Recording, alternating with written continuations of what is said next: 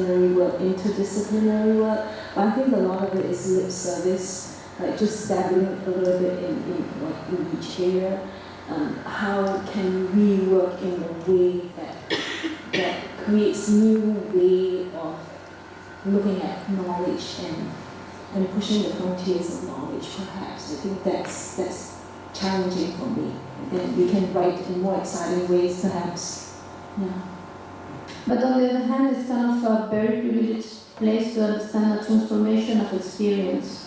So this morning we all gathered here and the common days to kind of address the relationship in between writing and the artistic production, and how far you can introduce notions and words that both describe but also produce new experiences that help us to come closer to something that you are not, because you are not an artwork. So somehow I would say yes, but I am proposing to go back to the body, but it's not the personal body.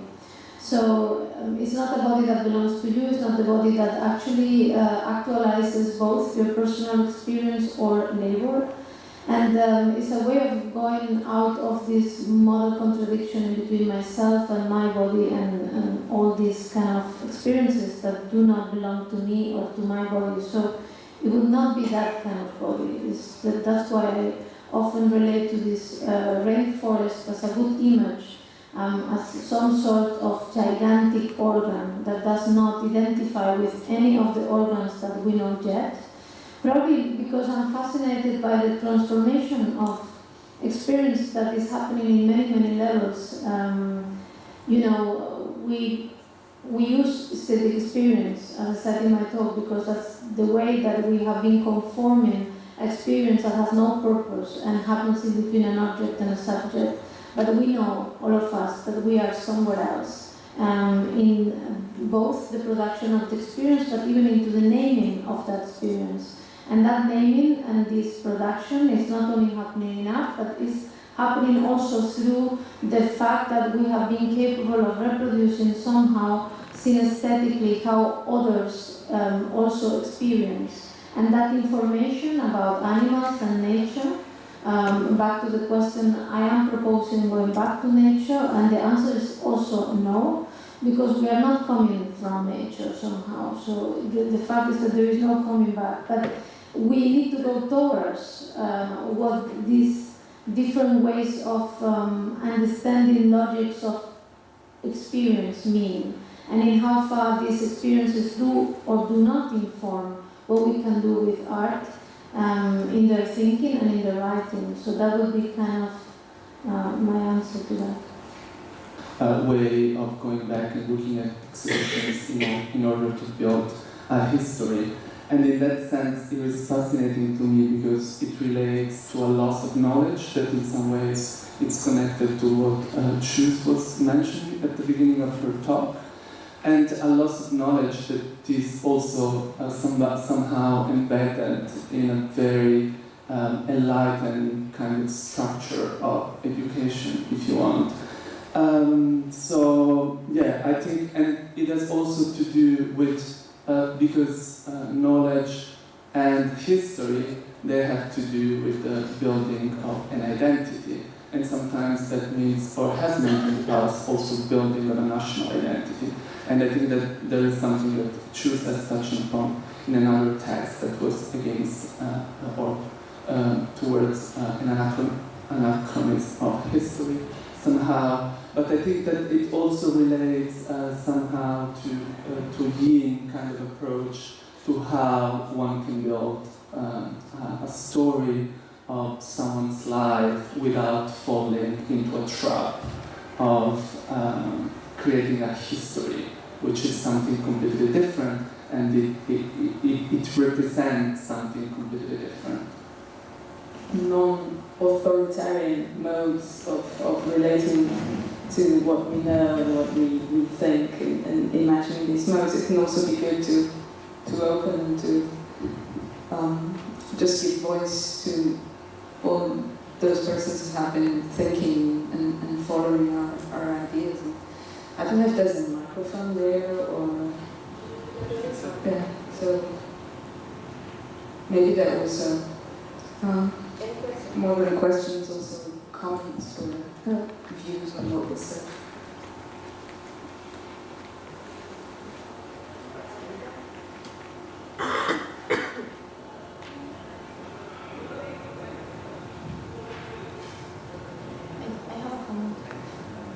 I thought it was very interesting in the sense that I see a problem every time that when we use memory, then of course we refer to historical time because you remember the past and then you think that you could actually willingly put it in order and then you could just actually find out. So it's always this etymology that's persecuting us and it's embedded in the model of historical time. And historical time is not the only model to actually order or perceive or understand time. And I thought that exactly what Filipa was proposing was the possibility of entangling with these exhibitions in a very quantum vision of it. So that you're just entangled with these projects and actually you have been there. So it is not impossible in quantum physics, meaning I'm not doing science fiction here, but it's interesting to think that it would be as an hypothesis. It's interesting to think outside that model of against or in favor of history. It's just into another paradigm that also uses memory, but not to remember, but to be there. And I think that to remember an exhibition, to be in the exhibition, it's interesting. Which is also incredible. It was just 7 tweets that, it was an incredible pithy statement about drones, or it was just the 7 opening. Out of fashion, there are other million sound kind of words to address that kind of space, if there is such a space. But I'm very curious to understand your perspective, and particularly from the art school and how it worked inside that community, because I think it relates very much to what Mariam somehow was suggesting, because also I think that there is some kind of communities to which this kind of discourse is addressed.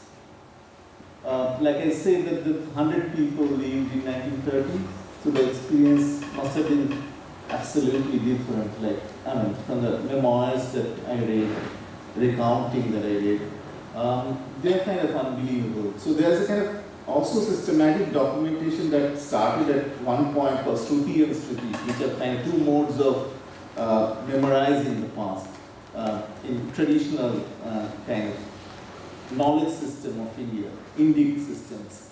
Like Shruti is kind of something that you remember by hearing, and Smriti is something that is memoirs, the memory.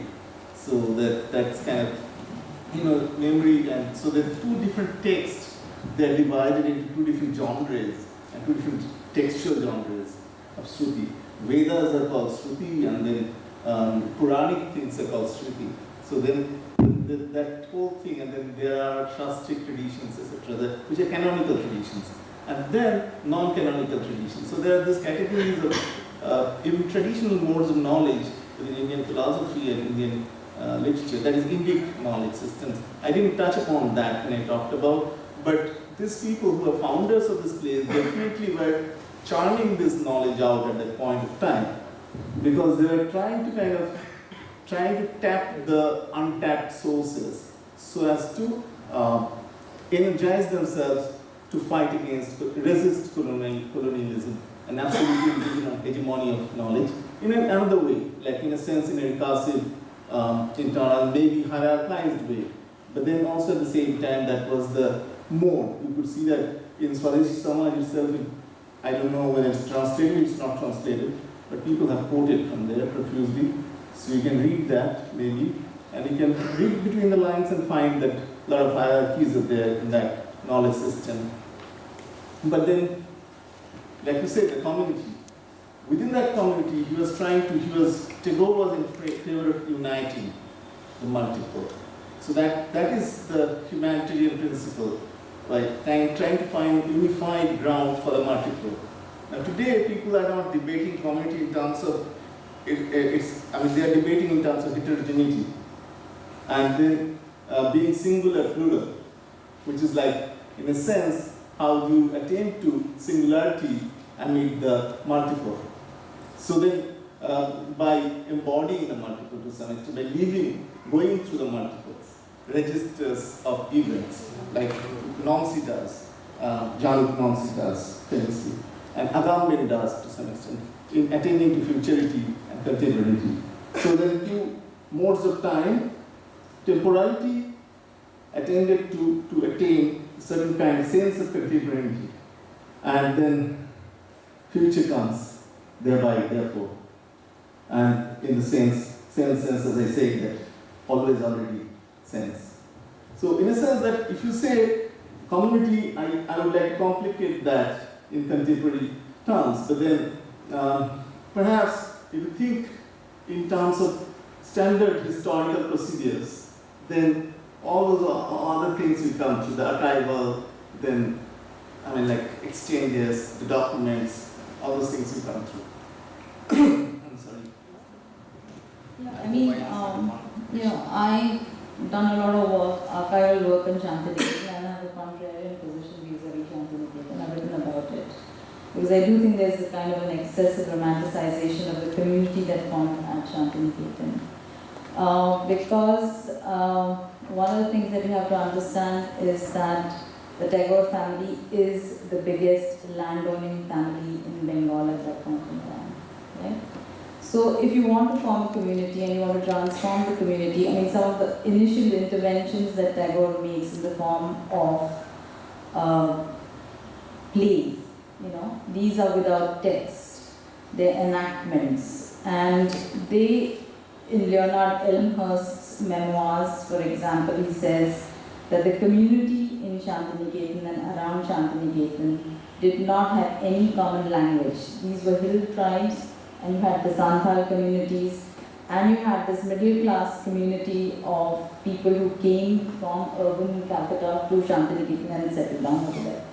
So all the initial plays and interventions that he made, for example, were without language. Precisely because he did not have a communicative way of engaging with people on linguistic terms. And we also have to remember that 1856 is also the moment of the first rebellion against colonial rule and the landowning class. The Tagores are the biggest landowners, as I said. Dwarkanath Tagore has opened up Bengal through the railway line. He's the biggest investor in the railway lines. We don't complicate the picture over here, because why are the Santhals rebelling at that moment in time? It's something that we have to also take account of. What is their place within the Shantiniketan community? This is again something that we need to take account of.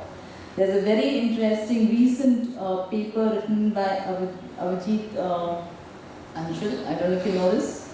He's done a comparison of images that Daniel Raycroft has reproduced in his book on the Santhal rebellion, which are images of the Santhals who seem to have agency, and they are angry and they're rebellious figures in those drawings. But when you see the kind of images of the Santhals that are produced by the Shantiniketan artists, these are these passive dancers, singing, engaging in agricultural work. So it's a much more complicated picture, and I think we shouldn't romanticize Shantiniketan as much as we do. Like how we think and we perceive and we sense our environment, do you think that the organs would feel, think, or make relations among the elements of their environment in the similar pattern? This is one question. And other one is that when we're talking about knowledge production and dissemination, we are always taking it for granted that the communication modality is some kind of a verbal language or written language. But as you have always... People is always talking about broadcasting and receiving, distribution, like everything happens at a very conscious level. So this is a way of talking because we know it's not true, but then if you cannot say that it happens in an unconscious way, simultaneously happening, and it can be perceived, but it cannot be consciously perceived. So the answer is no. I think my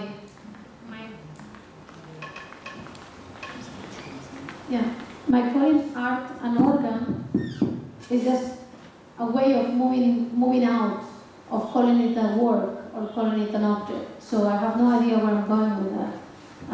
It just seems productive that this organ is historically developing a function that has to do with us, but also with us in a broader way, with us as in nature, with us as in a coexistence in between humans and non-humans. All of it is not even part of our education, I think, and it's very difficult, and that's why we are forcing again and again language to say something that we are not even ready to say or prepared to say. So in that sense, I think that language is becoming more important than ever, but probably we need to rediscover it somehow. So it's not about translation. Like 20, 25, 30 years ago, everything was about translation. It's language, but in a much more speculative or inventive way than just the language I talk or the language you talk. It's about the logic of that language and the possibilities in certain languages to address possibilities of meditation, non-consciousness, and so on that in others is not possible. And it's exactly into the conflict that we can discover new notions. I think it's probably artists do it all the time. It feels kind of awkward to be here talking about it because, of course, we are talking about this interaction between writing and reading, but artists do it all the time. And this is our commonality. We are here talking around and with the artists that actually do it. So, what your interest or where your mind is. But I found it very interesting in your interrogations. I found a very interesting possibility, which is that of capsizing the very annoying and irritating subject-object division. And while you were talking, I was like, what about if a subject is not the active one, but is actually the one that is subjected to, and the object instead is the one that has a will and objects something. And in this possibility, seeing, and also what you're saying about language, knowledge as instead, which is also an irritating term in my opinion, as that which resists culture, resists language, or if not resists, putting it in the spatial terms, that which exists beyond culture. And how can we think about that? Also, maybe I'm going adrift, but also responding to Chus's organs, objects, whatever. So, no, just to say that I found your remarks very interesting. Is there anything that prepares students for the art market? Is the art market, the commerce of art, something that is part of the curriculum in any way? And I wanted to ask him, I don't know if I missed it in your presentation, but how did you first discover this artist's work? I mean, the fact that it led you to, led you to this really passionate endeavor to learn more, to read more. I was just curious. I don't know if you mentioned it in your presentation, but I would like to know. Like when there was a boom in the art market, there was a lady who drove inside the campus, which is normally not a practice for any academics or anybody, any student, to drive inside the campus, and she drove very fast, and so I objected. She got really angry. She must be kind of some money from abroad. They stashed her some money and things like that. She wanted to buy, she wanted to know, why is the sales counter? I had a hard time convincing her that this is not an institution that sort of has a sales window through which it sells art objects or something like that. She sort of took it for granted that this is a college where people produce things and you can buy things. So in a sense, but students understood that logic perfectly, because at that time, people used to come and visit the student studio. Next day you can see them partying, so you get to know that they have earned a lot of money or something like that. Or you see their new bikes and things, so you get to know that they have earned. So people learn from experience to some extent, and it's not taught formally ever as to how to kind of get into art and commerce. You can see from Baroda experience, I think Bhavna will testify that nothing like that is taught ever by anyone completely contrary to that. And I don't know what happens with Delhi College or Jamia. Shukla can tell what kind of commerce relationship, art-commerce relationship. I don't think it has anything to do with JNU, but so far as I'm concerned, but I can see that there's some kind of relationship that JJ people will have with commerce directly, and Bombay or in Delhi, maybe Delhi College of Art, will have with the commissions and things like that, from which they learn. I don't think that they have a department which teaches you how to do the commerce, which is normally taught to the applied artists. In some sense, it's quite interesting that I was once on a panel for the new Ambedkar University program. We have to also understand that the nature of patronage has changed. I shall not name the artist who was with me on the panel, very well-known person from a new media background, who suggested that the students be taught how to write proposals. Because today the funding patterns require you to write good proposals. You don't necessarily, go to the market. So patronage changes, and then different kinds of ways of addressing that also emerge. So I wanted to understand, that's how it all started. So, thank you.